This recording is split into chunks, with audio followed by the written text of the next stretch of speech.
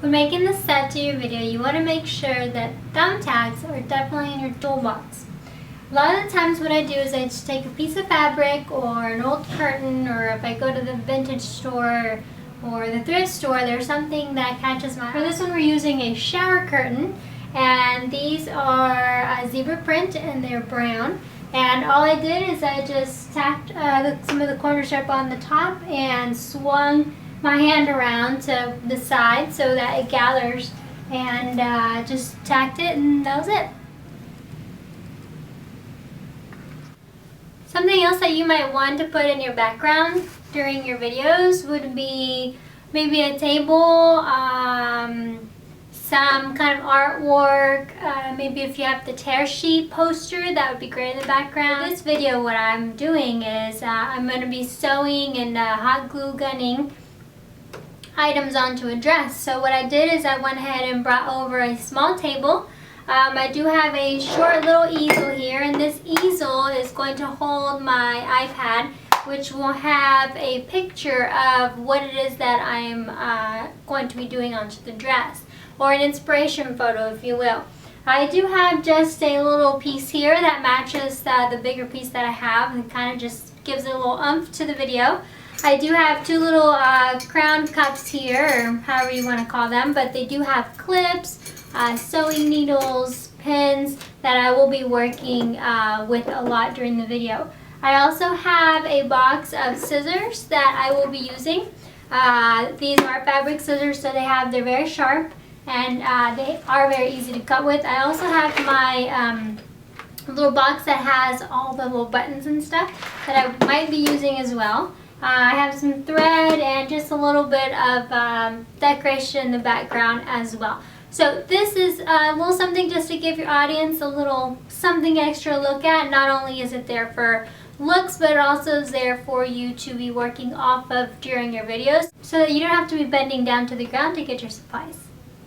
Something else that I will be using is just a stool off to the side, and on it I will have a magazine with my hot glue gun close to the plug. I do always put my hot glue gun on a magazine, so that way I don't burn anything in case I take too long or I forget, which hopefully you won't forget, but if you do while you're working, that it actually drips onto your magazine, not onto your expensive or inexpensive furniture.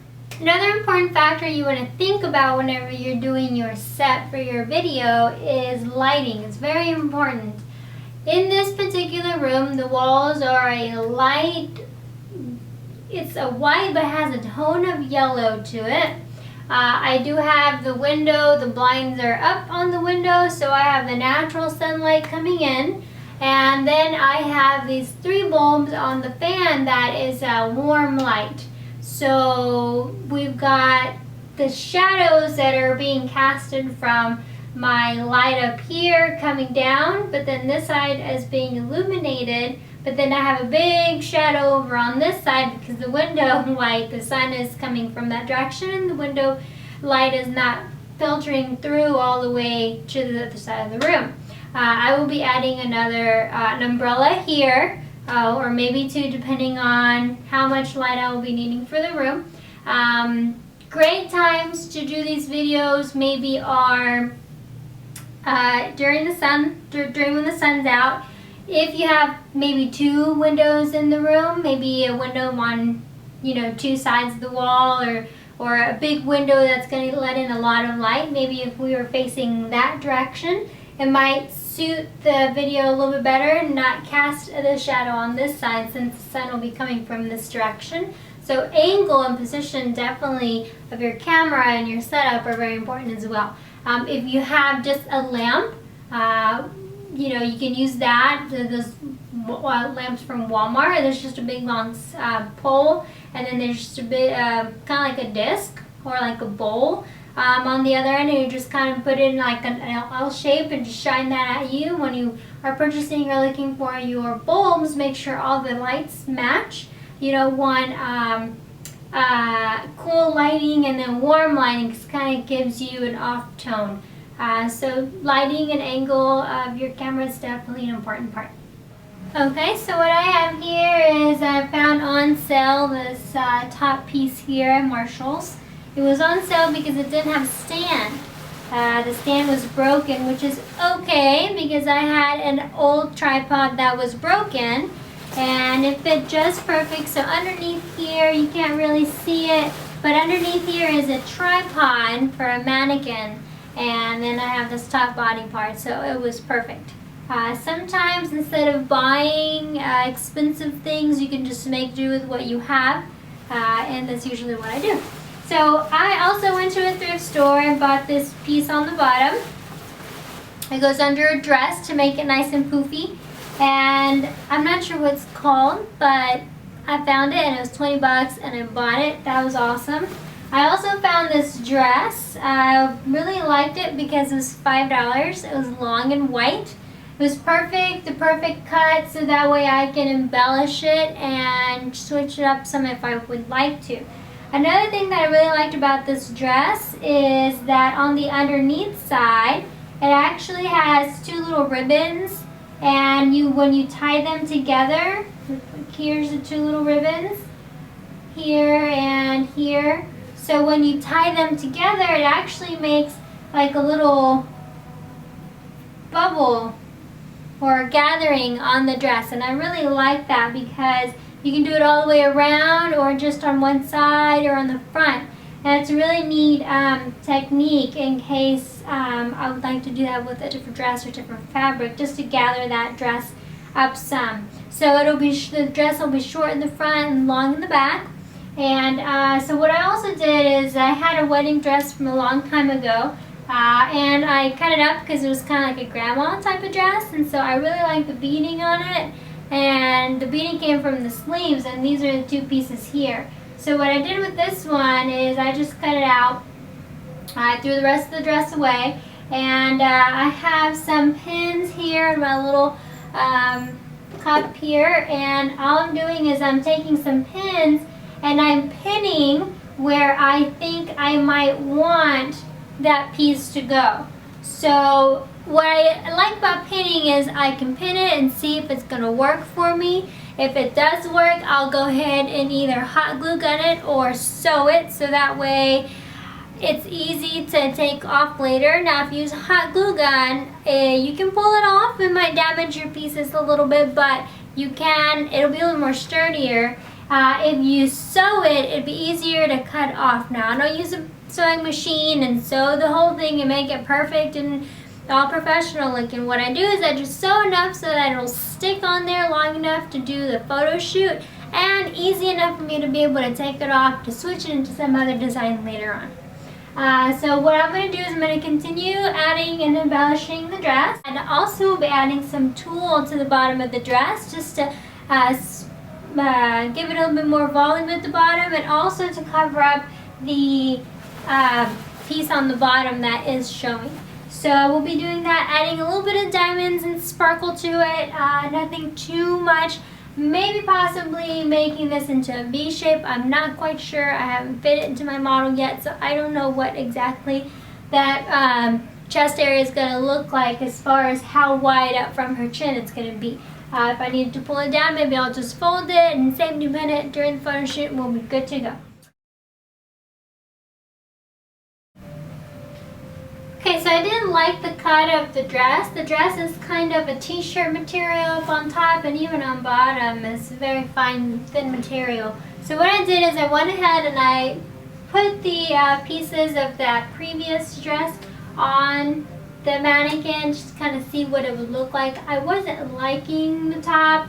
I tried to fold it, it wasn't working for me. So I went ahead and cut off the sides of the fabric of these two pieces.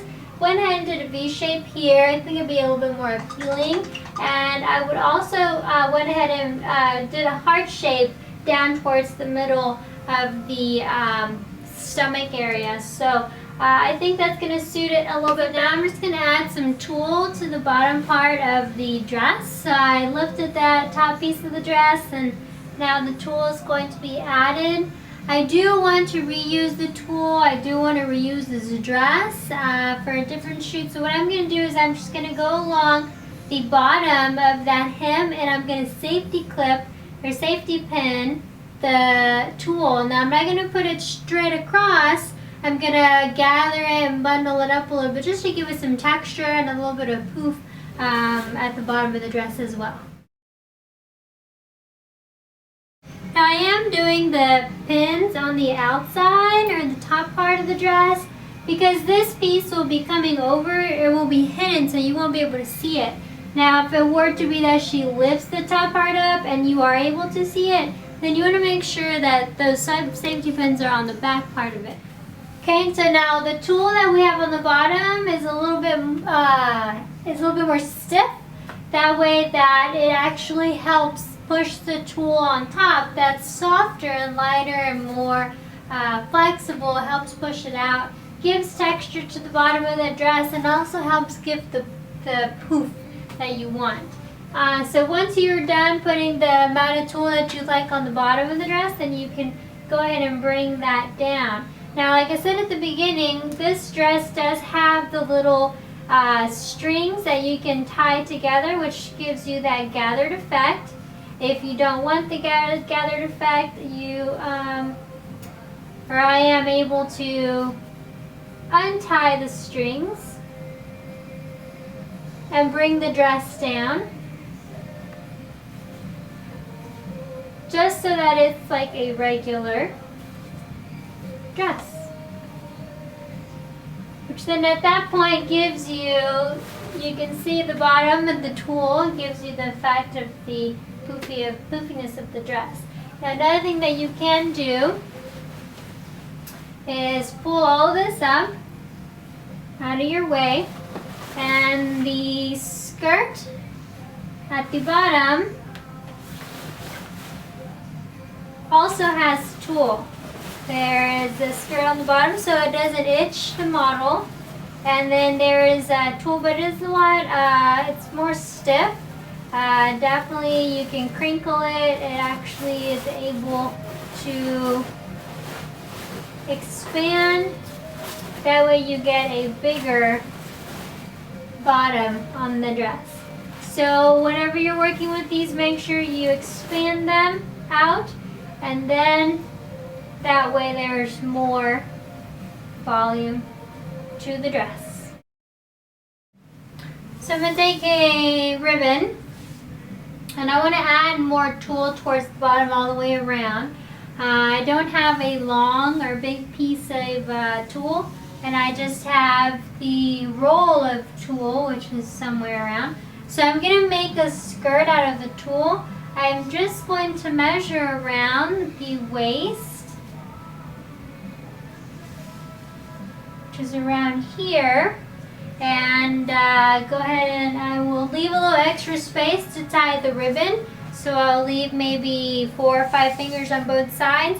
And what I'm going to do is I'm going to take the tulle, because I don't have the long yard pieces, I'm going to take the tulle and I'm going to gather them and hot glue gun them and make a long skirt, if you will, out of the tulle, and later on, like I did with the tulle from the bottom, gather it with pins so that way it gives the skirt a little bit of volume. So that's what I'm doing with it.